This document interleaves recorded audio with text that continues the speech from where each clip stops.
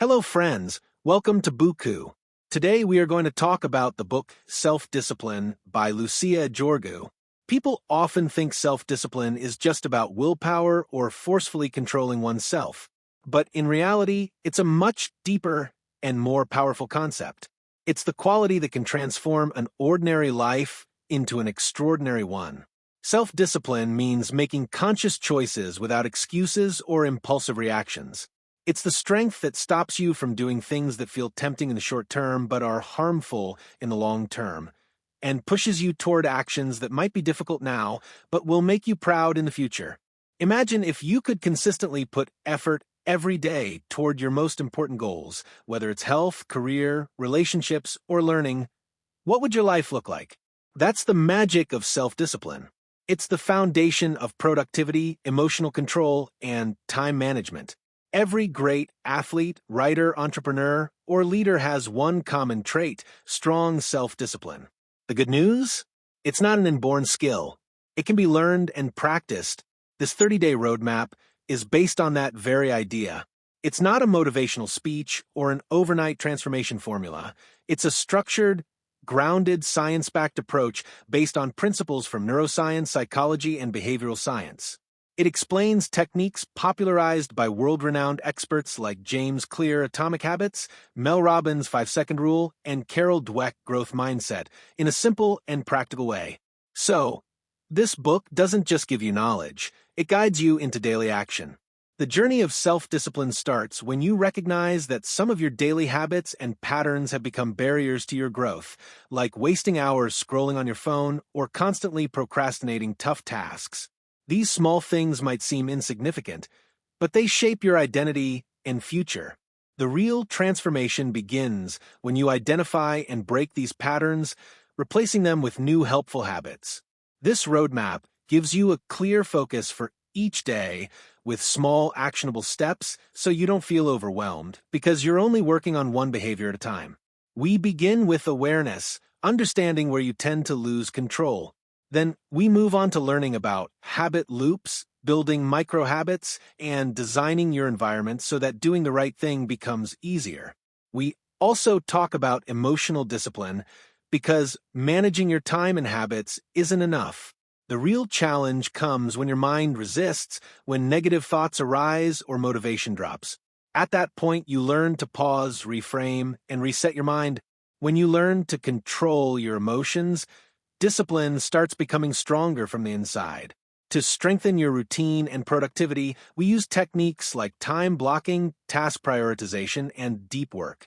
This makes your days intentional. You're not just busy, but truly effective. Slowly, this journey connects you to your identity. You no longer do things because you should, but because you are the kind of person who does it. Practices like affirmations, integrity checks, and future self-visualization build a mindset that is consistent and confident. And the best part is, this journey is not rigid. It accepts missed days and setbacks because discipline isn't about perfection, it's about returning. Then we talk about systems. Willpower is limited, but good systems make right decisions easy and automatic. Templates, routines, and pre-decided responses save you from decision fatigue. As you implement these systems, you start feeling ease along with effort. Finally, when the 30 days are over, you've moved from short-term effort to a long-term lifestyle. Discipline is no longer just a project, it becomes your identity. Now, you do monthly check-ins, manage your energy levels, and continuously evolve. The beauty of this entire journey is that it doesn't push you, it gently guides you. Each step is grounded, realistic, and can be personalized for you. You can go at your own pace. There's no pressure, only progress. Self-discipline isn't boring, it's the key to your freedom. When you're disciplined, you become the master of your time, energy, and attention. You control distractions instead of them controlling you. You live each day with intention, and that becomes the foundation of your dream life. And the first step of this journey? Decide that you are ready to unlock the power within you. Sometimes to bring change in our life, we need to build an honest and deep relationship with ourselves. If you like our free summaries, you can subscribe to our channel, buy our membership, or support us through UPI. Now, let's get back to the summary. The work begins with mental priming, a powerful 5-day introduction to the world of discipline.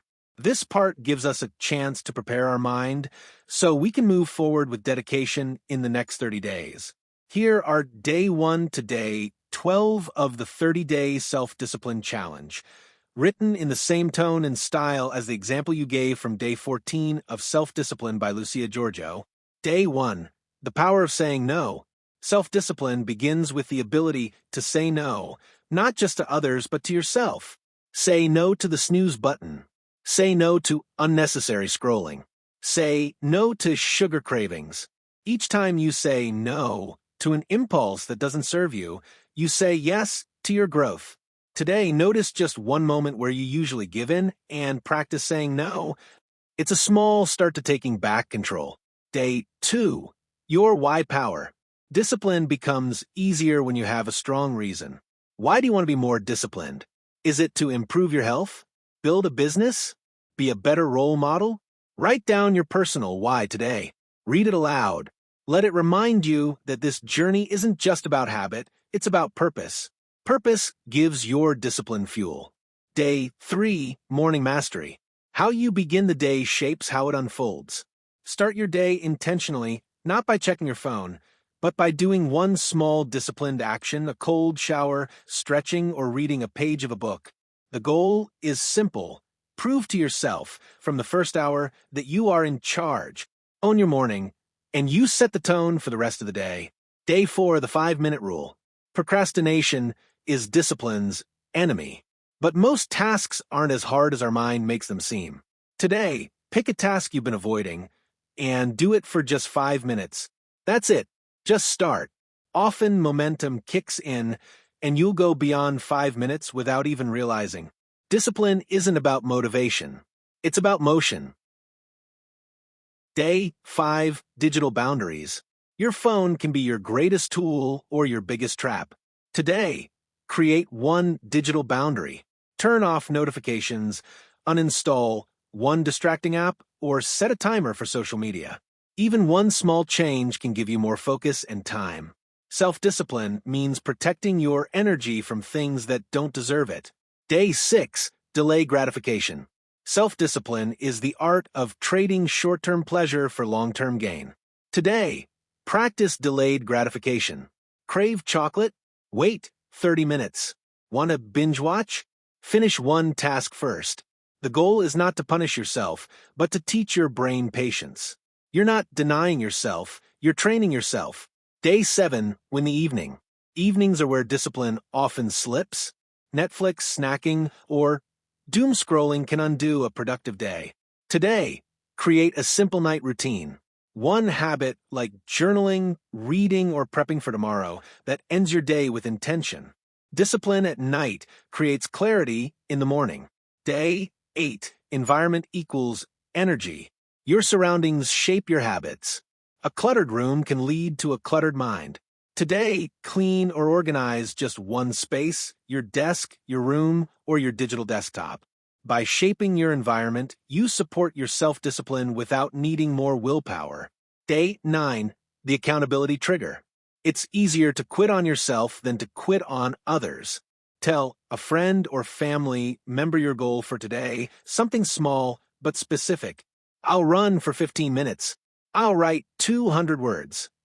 Just saying it aloud makes it more real. Accountability gives your discipline structure. Day 10, replace, don't remove. Discipline isn't just about cutting things out. It's about replacing bad habits with better ones. Today, notice one unhelpful habit, like snacking, scrolling, or complaining. Replace it with something positive. Drink water, take a short walk, or write something down. Nature doesn't like a vacuum. When you take something away, put something better in its place. Day 11, micro goals, macro results.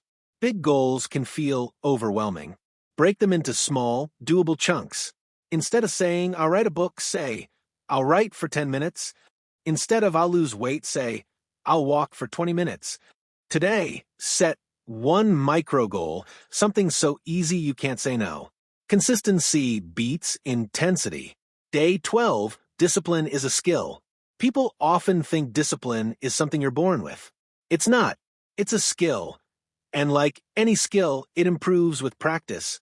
Today, remind yourself, I'm not trying to be perfect. I'm trying to get better. Even if you slip, reflect, and restart. The only way to build discipline is to practice it daily. Understanding and changing patterns is a core part of discipline. Day 13 is a bit energetic. Here, we are introduced to the 5-second rule by Mel Robbins. The concept says that if you feel the urge to do something important or beneficial, like getting up to exercise, picking up a call, or reading something, you must take action within 5 seconds, or else your mind will start giving excuses. So as soon as you think, I should write in my journal, you count down 5-4-3-2-1 and just start.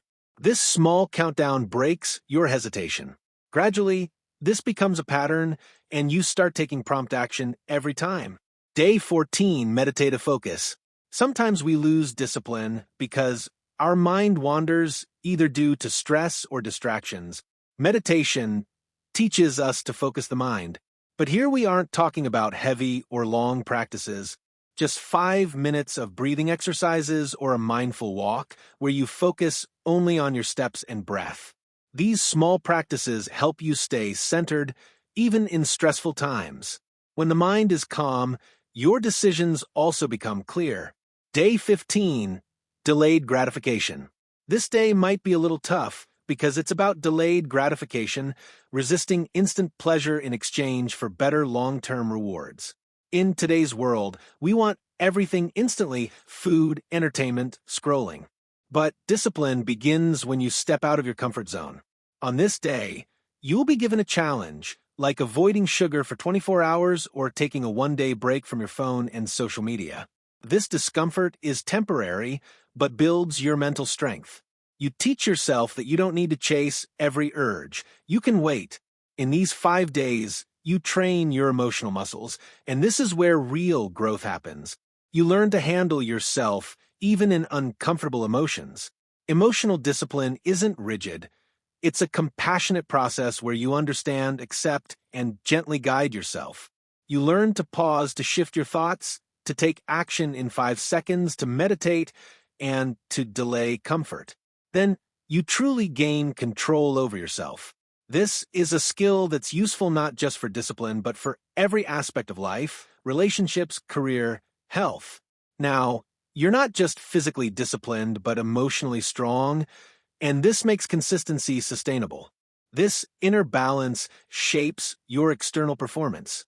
So don't take these 5 days lightly. They are the days that unlock your inner power. So far, you've worked a lot on your mind and emotions. Habits are being set. Now it's time to fill your daily routine with productivity. Because if your day isn't structured, discipline won't last. In Part 4, you learn how to design your day smartly so that your energy, focus, and results go in the right direction. Day 16, morning routine. You've probably heard that successful people wake up early, but it's not just about waking early. It's about using that time intentionally. This day, you create a morning routine that supports discipline. It includes simple things like a fixed wake-up time, a bit of journaling to write your thoughts or goals, drinking water to hydrate your body, 5 to 10 minutes of quiet time where you sit in silence or do a gratitude practice.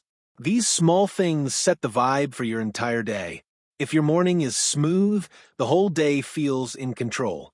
Day 17, time blocking.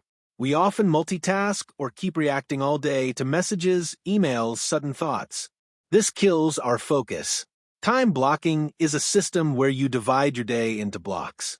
For example, 9 to 11 a.m., creative work, 11 to 12, admin tasks, afternoon rest, evening, fitness. You do a rough plan for the next day, the night before, so there's no decision fatigue in the morning. You already know what needs to be done when. This technique boosts both discipline and productivity. Day 18, task prioritization. 2 powerful concepts help here. Eisenhower matrix divides tasks into important and urgent, important but not urgent, not important but urgent, not important and not urgent. This helps you decide what to do first, what to schedule, what to delegate, and what to eliminate. 80-20 rule: 80% of results come from 20% of efforts. Once you identify this pattern, you focus only on what truly matters, cutting the rest of the noise. Day 19: Digital boundaries. The biggest distraction today is phones, social media, games, and endless content. All this gives your brain quick dopamine shots, but slowly, you lose real motivation. This day encourages you to try a dopamine detox, stay away from these things for a few hours or a day. In that gap, you learn to deal with boredom and gradually regain your natural curiosity and focus. You also learn to pause before pulling out your phone. This habit brings back your self-control. Day 20: Deep work. Popularized by Cal Newport, deep work is about doing your most impactful work in a distraction-free, long stretch, at least 90 minutes. No multitasking, just full focus on one task. You prepare your environment. Phone on silent. Notifications off. Clear desk. Ready mind. It takes time to develop this practice, but once you do, your productivity skyrockets. Take short breaks between sessions and start the next task. This way, you achieve more in less time. By the end of these 5 days, you become the master of your time and attention. True, discipline doesn't come from willpower alone, but from routine, structure, and clarity. Now, your mornings are purposeful, your schedule is intentional, you do the right work at the right time, you keep some distance from the digital world, and you're practicing deep work. All of this together makes you the kind of person who controls their day, not the other way around. Discipline now feels liberating, not burdensome. And that's the biggest learning of this part. Freedom comes from structure, not from chaos. You've come a long way on the path of discipline. Habits are set, emotions are stable, routines are strong. Now, the final biggest transformation is about mindset and identity. To see yourself as a disciplined person, feel it, and act accordingly. Part 5 focuses on this identity shift, where discipline is no longer an external need, but part of your personality. Day 21: Identity alignment. You begin by asking yourself, what kind of person do I want to become? Instead of saying, I want to work out, you now say, I am the kind of person who values health. Instead of, I should wake up early, you say, I am a person who uses mornings productively. This subtle shift creates a powerful identity alignment. Now, every action becomes a reflection of who you believe you are. You're no longer forcing yourself to act. You're simply behaving in alignment with your new identity. Day 22: Affirmations and self-talk. The way you talk to yourself creates your reality. Negative self-talk like, I can't do this, I always fail, or I'm not disciplined is like a script playing in your mind, and you start acting accordingly. But you can rewrite the script. You start using powerful affirmations like, I am in control of my time and energy. I choose long-term growth over short-term pleasure. Every day, I'm becoming more focused and consistent. Say them in front of a mirror or write them in a journal. When you consistently feed your mind positive language, your actions begin to reflect it. Day 23: Integrity check. Self-discipline is not just about habits. It's about keeping promises to yourself. So today, you take a pause and ask yourself, am I doing what I said I would do? Am I being honest in small things too, like not hitting the snooze button or not skipping my journal? Even tiny acts of integrity build massive self-trust. And self-trust is the fuel of self-discipline. Day 24: Future self-visualization.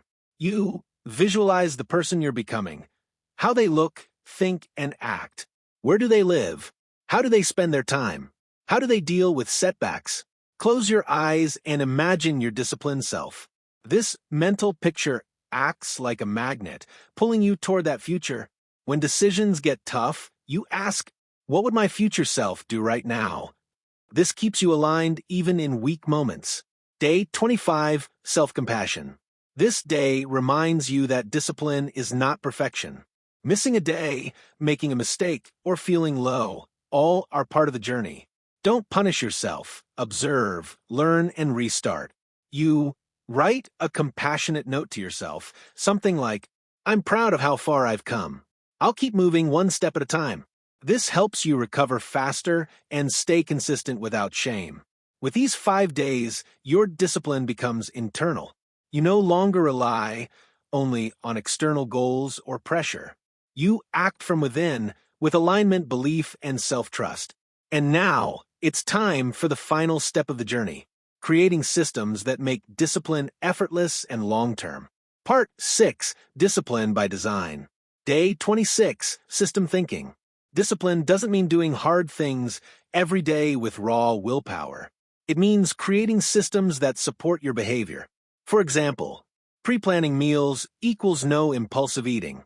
Setting fixed work hours equals no overthinking. Keeping your journal near your bed equals no forgetting. You begin noticing where friction exists and design your environment and schedule in a way that removes resistance. With a good system, doing the right thing becomes the easy thing. Day 27, Habit Stacking. This technique, from James Clear's Atomic Habits, says, attach a new habit to an existing one.